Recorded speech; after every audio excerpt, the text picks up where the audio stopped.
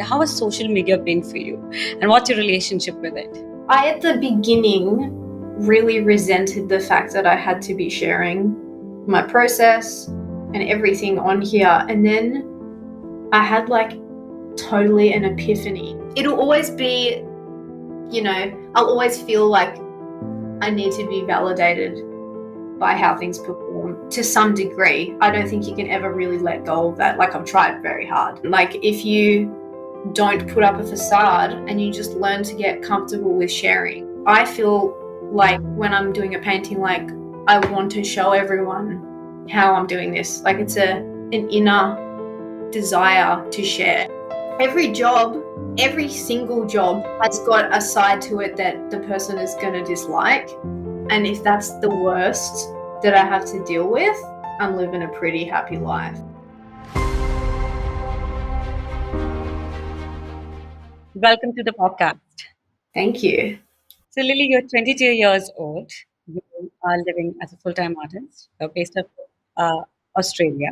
And you do these, you're doing a retreat, you're taking people to Bali, you're doing these practically living a life that every artist desires at 22, which is not as easy as it may seem, specifically for artists, let's say. First, let me ask you about what do you think has been your biggest strength, the biggest advantage that has helped you to come here, to come at this point? Okay, so I think my own personal biggest strength would be that I'm already a very motivated person. Maybe I feel like I was literally born with good discipline. So that would mean that if I set a goal, I'm very, in my mind, I have to do what I said I would do for my own mental sanity. And I think if you don't have that drive to do what you say you will do, it's very hard to do this job. There's so many times where I've wanted to give up because things have been really hard, but then I haven't because of the discipline, and it pushed me through to success. Right. Yeah. And I saw one of your reels that you recently made, which was how you accidentally started an art business.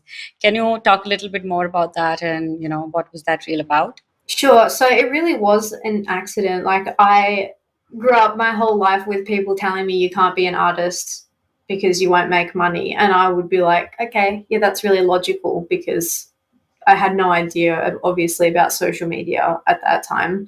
So I never went through school for even 1 second thinking I would like to finish school and become an artist.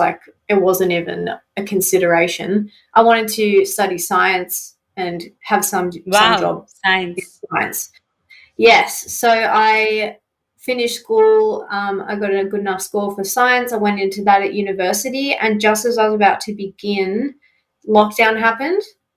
So from the very start of my university, I was doing it online. It was literally the most horrible thing ever. It made me miserable. There was no one to talk to, no one to help, limited learning material, all for the same price as well. They didn't discount the fees. Yeah. Oh, God. After a year, I just felt like I sat there and thought, how do I feel about going back and doing this next year? And I literally felt sick. And I was like, maybe it's time that I stop doing this, because obviously something is wrong. I could just feel like something wasn't right.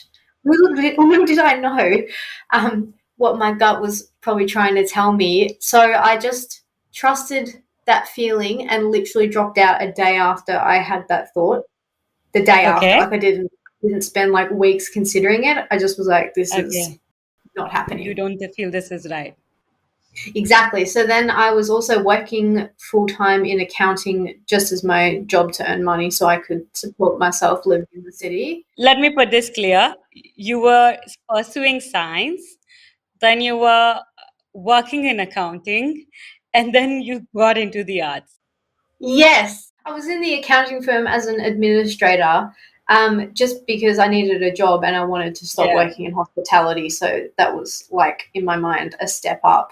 And it was just a stable 9 to 5, and I could do my university part-time kind of around that. So obviously I was really burning the candle at both ends to be doing Yes. that. I was really Yes. tired all the time, and obviously the uni didn't bring me joy, and accounting is not renowned for its fun. Yeah. It's actually quite boring. So I knew that I didn't want to do accounting as my career. It was just to make money. And so when I dropped out of uni, well, because I was doing uni and working, I had no time for anything creative, nor did I have the energy. And I was also, I think, quite depressed doing those two things at the same time with no creativity involved. So when I quit and I was just working, I just thought, I can go back to uni later if I feel like it's the right thing, whether it be doing science again or something else, but I don't feel like now is the right time.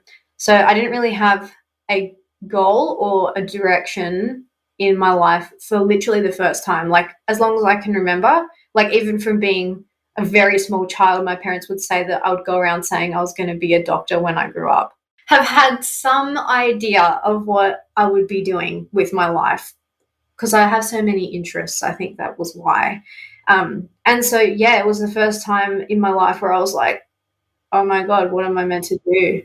Like I have a lot of life to go and I have no idea. So I was like, I think I got pretty depressed and anxious in that period of time. So I thought, this is horrible. I need to do something about it. So maybe I should pick up painting again just so that I have something that I like doing.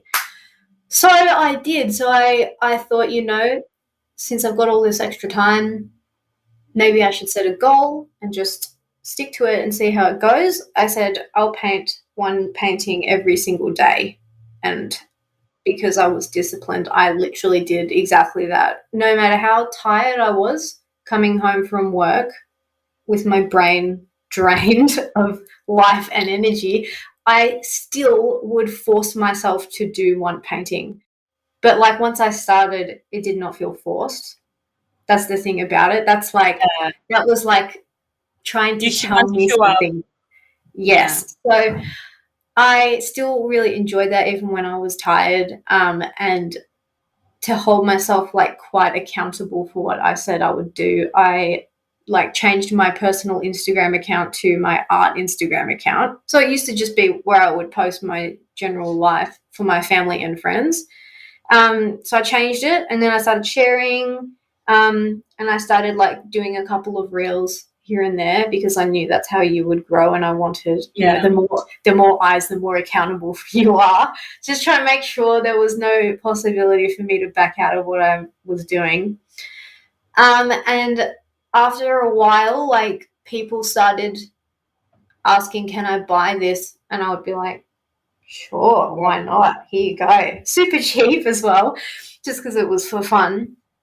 And then after I started growing on Instagram, like I had quite a bit of demand for what I was doing, and I just thought logically, I can probably set up a website now so that people don't even have to ask me if they can buy something, because I feel like if people don't have to chase you down and ask you to buy something, they're probably more likely to buy it.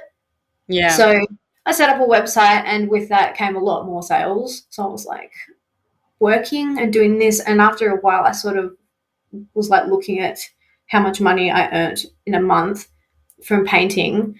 And at the time it was about 50% of the money that I got from my other job. So I thought, logically, if I took out the other job and spent all that extra time deliberately marketing things and painting more paintings and having more time just to do it, surely I could add on another 50% and make the same. And so at the time, yeah, I didn't for a long time into painting every day think I'm going to start a business from this. I only started having the thought that I could maybe have a business after I had earned like a reasonable amount of money, sort of without too much effort. So Yeah. it really wasn't it was never a planned thing. It was very serendipitous. And it, as you said before, it's really snowballed into what it is now. Yeah. So, what does what how does your art practice business look like right now? How's it look right now? My art practice is very chill, actually, because I have all this time for all the different tasks I have to do. Like, it's usually, I sort of reserve maybe 1 day a week for admin completely and take care of it all. I reserve maybe 1 day a week for packaging things and like organizing prints and everything. And the rest I spend planning paintings, doing the paintings, also like interacting with people on social media. I kind of do a bit of that every day because I have to, and I like it. And if I feel very tired, I just don't do anything. You seem very comfortable with social media, Instagram, which is something I think a lot of artists struggle with because Yes.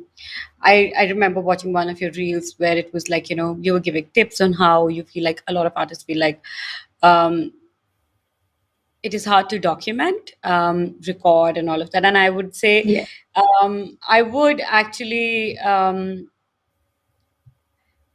I would say I lie myself a little bit here and there in both the areas. But how do you think how has social media been for you? And what's your relationship with it? Okay, that's a very good question. So I at the beginning really resented the fact that I had to be sharing my process and everything on here. And then I had like totally an epiphany. And I was just like, if there was no social media and I didn't have to do this, it would be literally almost impossible for me to be able to paint full time. Like, I think people get very, very upset because they feel like they're being forced to do it. But when you look at it from a wider perspective, like, not that long ago, you would be starving on the side of the road unless you got your work in with a gallery. Like, this wasn't a possibility before social media, and it's Yeah. free to use. And it comes with a giant group of people who love you and just want to see you succeed. Like, I have a really healthy relationship with social media now. I think after I realized that, like, all of the resentment just went away and it was replaced with gratitude because it is a such a powerful tool. Like, a gallery can't make you reach 10 million people in 30 days. I'm saying that's a wonderful perspective. It is, and I think there is a lot to be said for mindset. Like, you can look at Yes. things from any perspective you want to, and I think if that's possible to actually just change your perspective on things, like, it totally makes everything so much easier. Like, everything seems really positive in my eyes in terms of social media. Like, I mean, there are times where like it can get a little bit draining having to be on the phone all the time and everything, but Yes. I just like, and you do have to be like part of the like the catch is you kind of have to be eternally present to have like a fully successful business. But that's not the worst thing because like you're just being present to people who value you and want to support you. Like, the actual Yeah. emotional positivity that comes from that, having that group, it's invaluable. It really is. So yeah, like there are of course times, as I said, where I just feel quite tired and I just make a point to take a day off it, and then I feel better the next day because I come back and everyone's like left me really cute messages and comments, and it just makes me want to cry every time I think about Yeah. it, to be honest. But tell me something. I think this is something I really want to ask people like of your age and I think the biggest advantage, even though like I'm very friendly and I'm like, internet came in front of us, we've been an early adopters, but I think the Gen Z has a very different vibe and energy towards a lot of things. I think you guys are a lot more hands-on and a lot more like, I think, something that I personally feel as an obstruction a lot of times is I really want to be present in my mind, in my work. And I'm very intuitive, and I sometimes I'm just I'm roaming around in the studio and I pick up things, and then I'm trying to experiment, and I don't want to record because where you put your mind is like, where it focuses. And I think this is a constant strive where, I also remember you writing in one of your posts, like performance. Um, Even though as artists, like performance has always been part of artist life in different forms. Even us as visual artists, when you're doing a show, you're staging things, and but when you're in the studio, it's mostly like it's real world. It's way less performance like that, unless you choose to have it in your creative process. But with the intake of social media, there's this this exhaustion of making things look like a certain way. Also with social media, there's a constant pressure of like, oh, your art needs to look beautiful, it needs to be shot in this way, or you have to edit it in this way, and there's a whole ball different game, like whole different game. Do you have these thoughts, or is it just I really want to understand that. I think people from different age groups react and respond to things differently, and we all can like learn from each other. So I really want to see how you deal with it and how you befriend this idea. Yeah, so there are times where I think, I can't be bothered filming this. Like, I just want to paint it.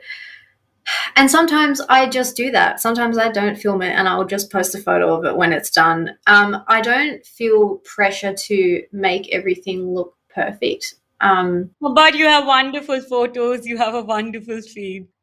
Yeah, I do try to keep it to my own personal high standards, but I also don't feel like I have to do that. It's because I want to do it. So I don't feel like, oh, I'm being forced to do this or my account will die. Like, I don't feel that, because I know that the reason I'm here is because I've been very, very transparent with everyone, very authentic. Like, it's my main value in this whole art business is to be as transparent as possible, which includes when things don't turn out right, or Yeah. look bad, in my opinion, or I'm sort of embarrassed of it. Like, I'll just share it anyway. And people really, really respond to that because it makes me actually seem like a real person, which I am, and less like someone who's just trying to put on a facade the whole time. Putting up a facade is exhausting. It's a lot of work, actually.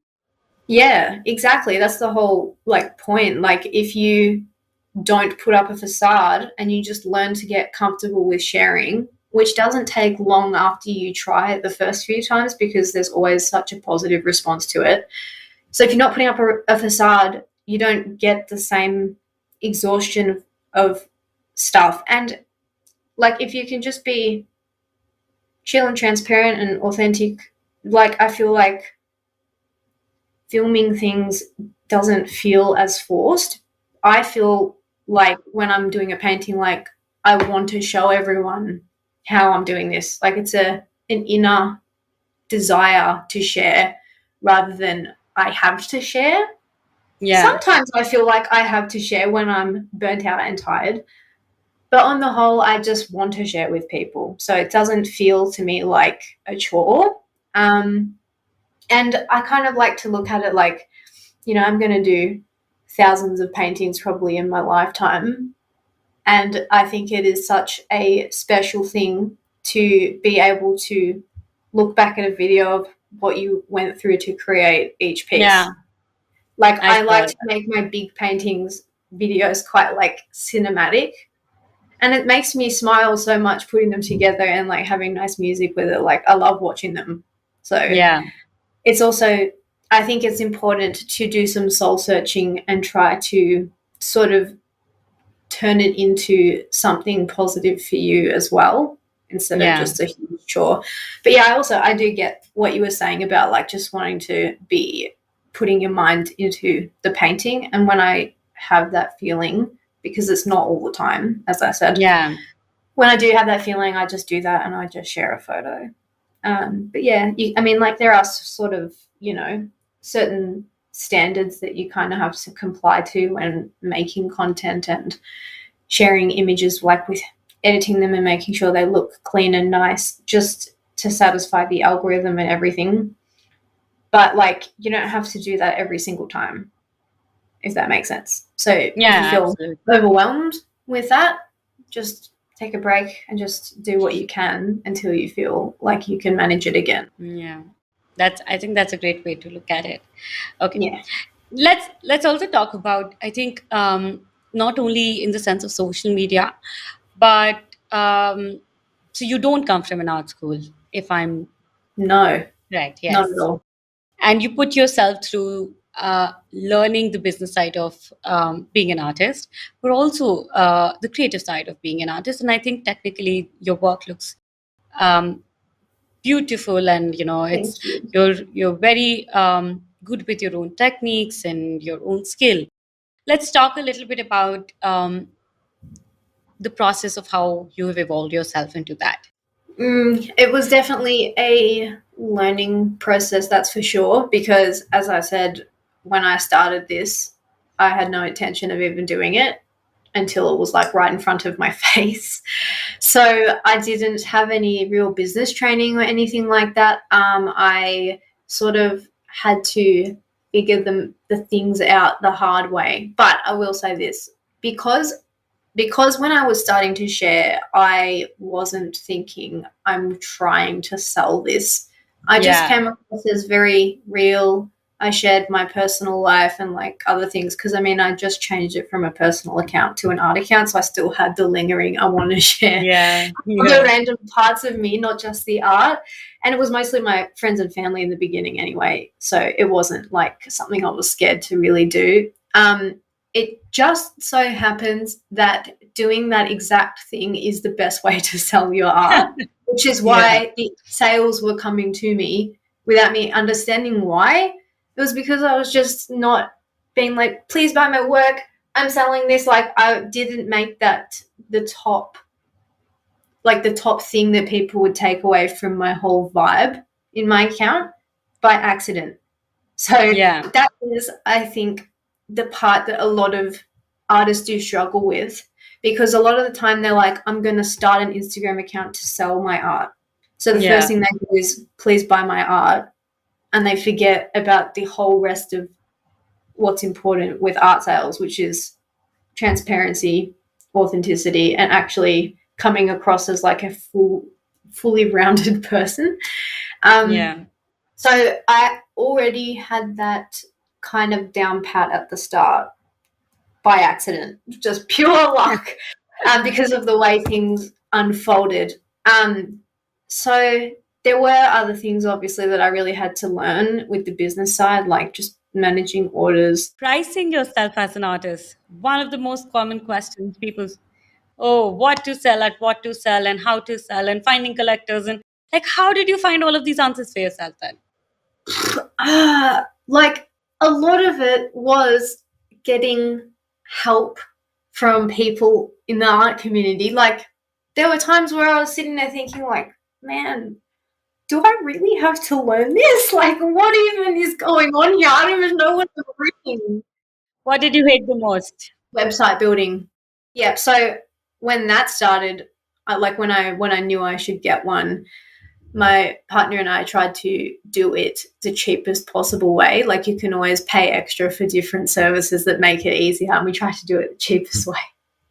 Oh, I wish I could tell early Lily to not be a cheap ass and just pay a little extra for your own sanity. And so we put together the website. It took months, like literally like Yeah. 2 months of me having mental Oh, breakdowns every time I tried to do it. yeah. And then I can I get made that. friends. I made friends with a woman called Victoria, who is the artist behind the account Very Very Draws. Do you know her Okay. account? She's a digital artist, so she's like my Instagram BFF. And she goes on there and she comes back and she's like, "Oh, babe, this website is owned by a Russian landscape painter who's like 70 years old." And I was like, Oh it's my God. true. She's like, let me just go in there and I'll fix that for you. So they Oh, did, and they just spiffed it up into the beautiful little website that it is today, which I love so much. Like, and that's just from, again, just interacting with people, yes. making a Yes. friend, and she loves me so much that she wanted to help me like that. Yeah. And so, yeah, I she has helped me with not only the website, she's done all of my branding for me, oh, oh wow. literally to perfection. I could not imagine branding that I would like more than what she has done for me. Uh, She wouldn't even let me pay her, which I was very oh, upset about. But just out of the goodness of her heart, she did all this stuff for me, and she was just a stranger that I met on Instagram. Like, yeah. So that's so nice. it was a hard learning process with all of the different business related aspects of it, but it would have been so much harder without the art community. How about what was the response and is the response of people close to you, your family, your friends, the idea of being an artist, and what's even more stranger? I really want to hear this. Let's say, Yeah.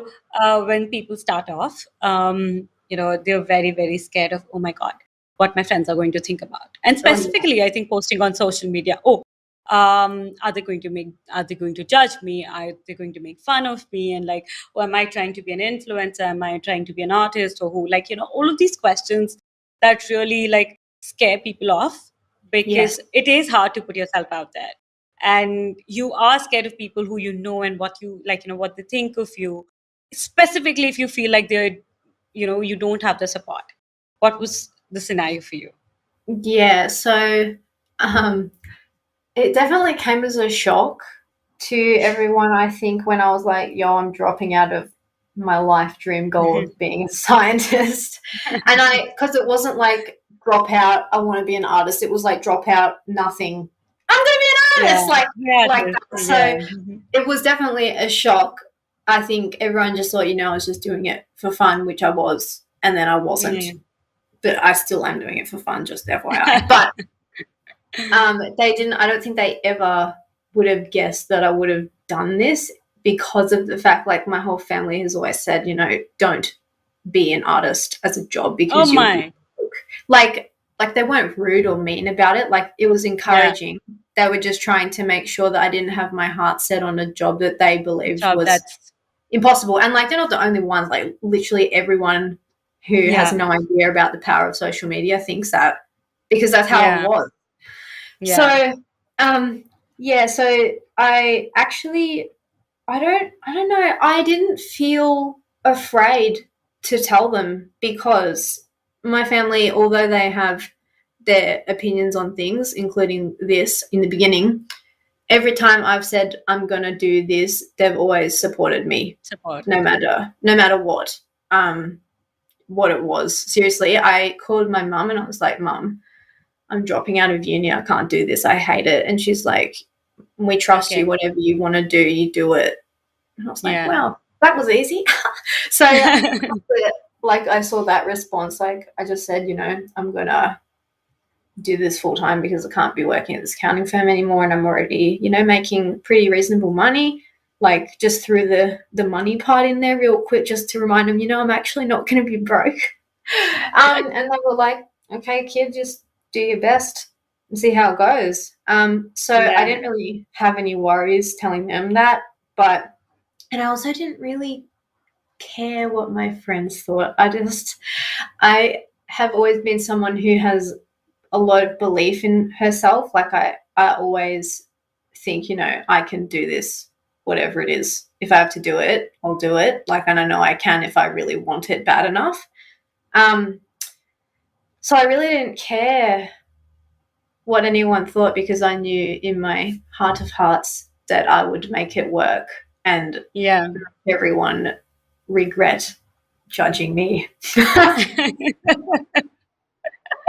I love this. I think you have a very interesting and a very positive way of spinning things in favor of you, so that you can, I think sometimes you have to trick your mind. Sometimes you have to train your mind to think and react and, behave in a certain way. I think I can see that that you're not really hardworking, but you really also put that effort in reframing those thoughts for yourself.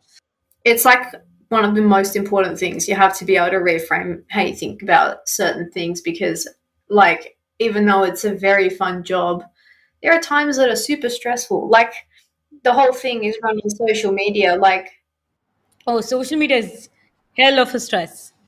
It is. Like, even though, like, I've got a really great, big, supportive audience, like, if someone leaves me a mean comment, like, it hurts my feelings and I feel like sad for a day. And so I think it's really important to just be able to come back to the fact that there's like almost 150,000 people who love everything I ever do, and one person who wants to be. How do you think social media and the validations that social media brings has impacted all of us? How do you how do you react to this idea of feeling validated by social media, and Yeah. how do you also try to balance that constant validation we get instantly the moment you post something, share something, and how does it impact your own work as well? So it's a really good question. And it has been probably one of the hardest things to get around in this job, like literally one of the hardest, because like if you think about it, it's kind of logical, but it's also kind of not. Like my whole income rests on my content performing relatively well. So when Yeah, I that's say it's been a month of less sales, just because sometimes people aren't in the mood to buy art at that time, like if everything is not performing well, it all builds up into this, oh my god, my business is going to fail, what am I going to do, like yeah, I can't control this, like I'm doing my best, and then yeah, it ends up being a big old crying session. So I'm still trying to really accept in my mind that it's always going to get better, because I'm not even kidding, every single time I have had a mental breakdown over this exact thing, as soon as I stop crying and go and just make a reel, it always does well, like really well. It's like a consensus that I've gotten over the depression and gone back up again. And it's like, okay, yes, let's go. And it pushes me up with it. So it's super important to always remember that things will always turn around if you keep showing up. And it's really, really hard to have that thought in the moment while you're in the middle of the suffering, you know? So I yeah, don't know if there is a real solution to this other than just time and experience and practice, because it really does feel bad sometimes, and there is definitely some work to be done in terms of not having to feel validated by how things are performing. Yeah, it's probably one of my biggest struggles. But that yeah, being said, it doesn't impact me so frequently and so much that I can't do this. Like, I absolutely can. I've got so much energy left for this job. It's so fun. I can do pretty much whatever I want. I don't have to answer to a toxic boss. Like, I can be coated in my cats all day if I wanted to. Like, if that is the bad side of things, that's just you're okay normal. with it. I am Yeah, okay with it. there Like everything every job, every single will job have. has got a side to it that the person is going to Mhm. dislike. And if Yeah, that's the worst that I have to deal with, I'm living a pretty happy life, honestly. yeah, It's only sometimes, and I think that's very normal. yeah, So I love yeah, that. it's just going to be a practice thing. Like I feel like because my sales rest on things performing relatively well, it will always be something that I feel like I have to, like, it'll always be, I'll always feel like I need to be validated by how Yeah, things perform to some degree. I don't think you can ever really let go of that. Like I've tried very hard. I think social media is wired that way. I It think is. social media is It wired is. that way because it's very hard to escape. And I think that is, I think what you said, and I think I have always repetitively said the same thing that I think social media gave me a beautiful community, Arts to Hearts project, um, connections Exactly. that I don't think I would have been made, like, it just wouldn't have been possible. I think Yeah, exactly. the only hard thing about social media is um, the way it's built. It's very consuming. It really consumes your mind and soul. And if I think the takeaway of these beautiful relationships that we are able to build and that go be beyond social media today. I have a beautiful community and relationship that I cherish, and Yeah. they started off with social media, but they are no longer here. Like, yeah, they've gone way beyond that, and I think I definitely have social media to thank for it. But also, Yes. like, I think something that we're all dealing with, how we take the advantages, but also not something that takes over so much of who we are that you struggle to, put your pieces together. And do you know what I think the thing is that can stop that from happening? I think it is the community, because every single time I have had a mental breakdown about performance, I tell one of my friends on Instagram who's probably dealing with exactly the same thing, and we talk about it, and then I feel completely better after just having a conversation. So I think as long as, like, if you're experiencing that a lot and it's starting to feel like you just can't stand to be on the app anymore, just take time to speak to people and just interact and tell people how it's making you feel. Yeah, also taking time to disconnect. I think that we all need to speak more about. Like, it's okay if you feel overwhelmed. I take huge breaks, and because I spend so much of my time online in the sense of arts to arts, my own practice, working with people. Sometimes it gets a lot, and you have to like the need to switch things off and like go into the real world. Another question I have: how do you deal with loneliness? Loneliness as an artist, I think. It is something that I have been thinking about recently, but here's the thing. So I have always been very happy to do things by myself. Like, I do enjoy social events and hanging out with my friend here. I've got one friend here, one in person friend. I do like it, but after a short period of time, I start being like, I can't wait to go home and be in my studio like a little recluse. Like, I think this job really does match my personality, and so I have thought, like, I would love it if I had people around me who I could paint with. And I mean, I'm never really gonna meet them if there are, because I'm always in my studio, in my house, on my phone and with my paints. So if there is like people in the area who do like painting, like, I won't ever meet them out and about at anything. I also live quite far out of the CBD, so there's much less sort of gatherings of people, I guess, and less things to do. It's more just like peaceful with no drug addicts type of vibe. Sounds like a nice place. It is. It's a grey area. So that is the sort of downside of it. However, it is unbelievable to me how fulfilled I feel just speaking to people online. Like, even though I cannot paint with them in person or really even see them in person, like, even if they're on the opposite side of the world to me, I still feel like that social element of what I would be craving is 100% satisfied. So I don't really feel like intense loneliness, purely because I know that there's 150,000 people or so that I could be speaking to who love art and who love what I do and can talk to me about what I do and what they do, people that I've got common interests with. And, Zoom exists.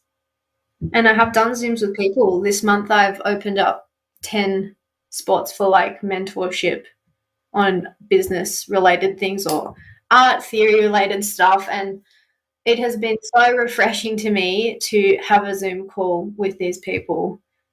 It's just been great. Like, I've always extended the time that I've said I would have the call for, just because I'm enjoying having a yabba with everyone, So I feel like I get almost too much social time. It's just not in the same way that other people do it. And I think that it's very important that you can learn to like get that fulfillment from social media if this is the sort of job that you have, because that's kind of like, if you don't already have good friends that you hang out with all the time, like, there's not really any alternative.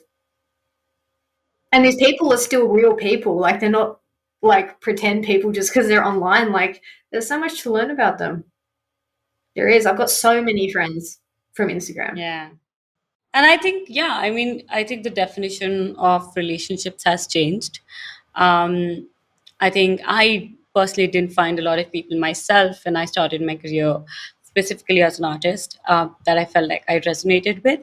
And I was very, very grateful. Still one of the people that I feel closest to as a business owner, as an artist, as a creator and all, are people who haven't been able to meet so far yet, because we live in different parts of the world, but we've been speaking, connecting, working together for the past couple of years. And I mean, this is a new way of making relationships. And it is like, you'd rather have uh, a meaningful conversation with someone for a shorter period of time, or who's sitting on the other side of the world, then you feel forced to just choose with people who really don't get what you want to talk about, who you are, your ideas, and creativity.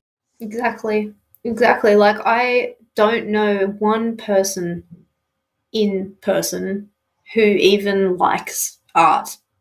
Yeah. So that, like, my best friend, like, she always asks like how it's going and everything, and like it's always like curious about like how, like, what is happening, and just like what I'm working on and stuff like that. But she doesn't have the same I know what you're talking about sort of vibe. So it's not usually a very long conversation, and I obviously Yeah. very much appreciate that she even asks. But like, there's something different about having a good art chat with someone who knows exactly what you're talking Yeah. about. What And you so, mean. Yeah. yeah, I think you're right about relationship, the definition of it just changing with the introduction of social media. It's so cool. You can just connect with anyone Yeah. anywhere in the world, speaking to them live. Yeah, I mean, You should have this so many more podcast is friends. an outcome of social media, internet, and I think it's such a powerful tool if you use it in a balanced and more, like, being more aware. I think where we lost momentum in the sense of our mental health was, I think, overdue of anything is harmful. It's just not social media; it's anything. So as Yeah. long as we understand who we are and we're trying to balance it off with what our life need to look like, I think we can all find our ways. Yeah, exactly right. No, I totally agree with you there. It is very important to be just generally aware of the role that social media plays in your life. Like, I think it's different maybe for people who just browse social media as an entertainment source than it is for someone who runs their whole livelihood on it. Like, you just have to be aware of the role that it serves. So like, if I didn't run a business and I was on my phone this much on social media, I think I would be very mentally not cool because I'm on it literally that much. But because I have a business and I get to interact with people who support my business, it sort of takes on a different form in my mind. Thank you so much, Lily. Thank you so much. I have a little fun segment, which is a little rapid fire. So, are you ready? All right, I'm doing it. Go for it. Here we go. Creativity or perfectionism, which is more important to you in your practice? Creativity. Early morning or late night, which is your preferred time for creating? For painting, neither. I'm in the middle of the day sort of person, but if I had to choose, I would probably say late at night. Okay, you're middle of the day because where you live. I get up at 9 on the dot. I don't get up any earlier than that. I wish I could.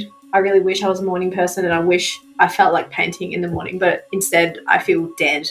So can't paint obviously when I feel that way. I usually get my energy at night. Okay, music or silence? What kind of atmosphere do you like when you're painting? Music. Yeah, blasting music. Like, I like sort of lo-fi type of things, maybe indie or alternative music. I also love music from the 50s, like the Oh, old style. I put it on my stories a lot. I think it goes really well. I love that. Love it. 80s music, I also love. Like, I love a lot of music. It's kind of hard to pick favorites. what was the best piece of advice you have been given by another artist? Oh, that's such a hard rapid fire question. The best piece of advice. Probably the best piece of advice was actually being told about how authenticity relates to art sales. Like, as I said, I was doing it by accident, but I had no idea why. I was getting art sales, and so for me to be told that that was the reason why and explaining why it works that way, I think knowing that was a huge game changer so that I would understand better how to create the content that I needed to create and grow without just sort of accidentally doing it sometimes. Like, I can then know exactly what I have to do. And the clarity was just like a game changer. What has been your biggest struggle so far? My biggest struggle so far, it was probably trying to build the website. It was honestly like, I can't think of something worse. It's always the first thing that pops into my head. I hated it that much. It was so hard. Fair enough. Okay. How do you keep up with creative blocks? Oh, that's a good question. I think I'm very quick to recognize when I'm getting a creative block and I just do nothing. And then I go out somewhere, like on a walk, or I sometimes take like a day off in the month to go somewhere really pretty and just suck up the inspiration. And I think if you can identify when the block is coming on, it's a sign that you need to stop and take time to absorb inspiration, because it's really like a 50-50 thing, like 50% creative output, 50% creative input. And I think everyone at some point neglects the creative input part. So I like to try to prevent creative block for a long time, at least, by being very conscious all the time of all of the cute stuff happening everywhere. Like right now I'm looking out the window and the sun just looks really cute on everything, and I'm just sucking it in while I'm talking to you. Like the smell of coffee or something, my cat's doing cute stuff, like eating delicious cake, like all of those things make me go, oh, I have to paint something. So I don't get creative block very much because I think I'm very conscious about letting there be time for creative input. Perfect. Thank you so much, Lily. Thank you so much for your time. Can you let us know where people can, find you, connect with you, and, if you have anything coming up that we can support you with? Sure. Well, I mean, the most obvious place to find me is Instagram, because that will always be my favorite platform for sharing art. I'm also on TikTok, but I don't like TikTok very much. I think it's a very vicious place in comparison to the Instagram art community. So I don't post on there as frequently. So anyone who wants very frequent updates, like every single day, every minute of every day, is Instagram. And obviously you can check out my website as well, which is in my Instagram bio. And things that are coming up would be my Bali trip, which is going to be in October in the first week, where and I still have quite a few like spots open to people. We're going to basically go there and have a giant group holiday and paint together. And I'll have a certain amount of like stuff to teach, and we'll do painting together. Can't wait. It's literally like the coolest thing I've ever heard of in my whole life. I'm so excited. I think that's quite an interesting project in itself. It's going to be quite excellent, I think. All of the like activities that we're going to be doing there are all art related things in terms of Balinese culture. So like traditional fabric dyeing, and like speaking to a local artist and like having a traditional Balinese tattoo experience, like really cool stuff. This is going to be too cool. Can't believe it's real. I wish you the best, and I hope you have a fantastic time. And I hope anyone who's listening to this episode, who likes this, who wants to connect further, I recommend you looking at the details of the trip and connect with Lily further. And thank you so much, Lily. Thank you so much for your time. Thank you for having me.